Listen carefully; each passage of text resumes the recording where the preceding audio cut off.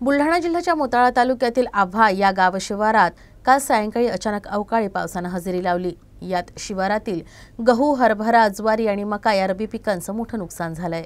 शेत शिवारातील गहू, हरभरा, ज्वारी, मका या रबी पिकांचं मोठं नुकसान झालंय। अवकाळी पावसासोबत हवेचा जोर असल्यामुळे शेतातील गहू जमिनीवर झोपले, तसंच गुरांच्या चाऱ्याचे देखील नुकसान झालं असून शेतकरी वर्ग हवालदिल झालाय। गेल्या काळात गाव शिवारात प्रचंड नुकसान झालं होतं, घरांची पडझड, गुरांची हानी झाली। आता जिल्हा प्रशासनाने तत्काळ पंचनामे करून मदत करण्याची मागणी युवासेना उपजिल्हा प्रमुख शुभम घुंगटे यांनी केली आहे।